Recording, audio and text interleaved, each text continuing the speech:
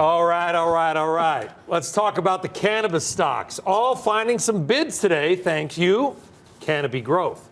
Canopy ending the day 13% higher. So, let's be blunt. It's been a rough couple of weeks for cannabis investors.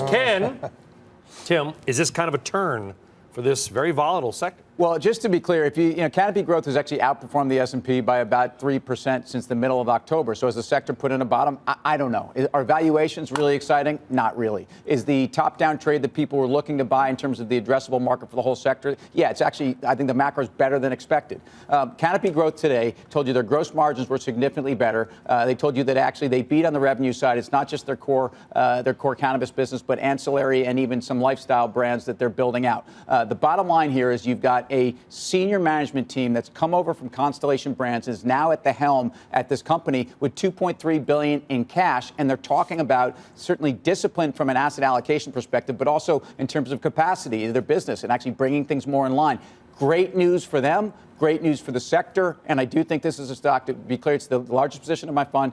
It's a stock that I think you can own here. But this is almost the same way you play the energy space. It has nothing to do with the space sector, but when you look at these, every time they catch a bid, you get hopeful, and then they wind up chopping your knees off. But I think both Canopy and the sector has been building a nice base, and I think that it's about liquidity, it's about branding, as Tim said, it's about brands that you own. It's not just about grow, but it's also about getting attached to someone who has a bankroll for cash flow so that you can't go out of business. So I believe a lot of the little players are going to get gobbled up by the bigger players that have JVs with even bigger entities. The base that these have formed, though, is a little bit different, as you mentioned this time, because that tells me the sentiment is starting to change. These have been absolutely bombed out, hit skid row. Now they're starting to turn. If Tim's telling me that, you know what, yeah, exactly. Right. If you're telling me that, hey, the fundamentals are actually looking better than they did, I actually think you can trade these at this point in time. And I agree. The industry is a long-term growth story. I mean, I think the momentum is there. We're going to full legalization at some point.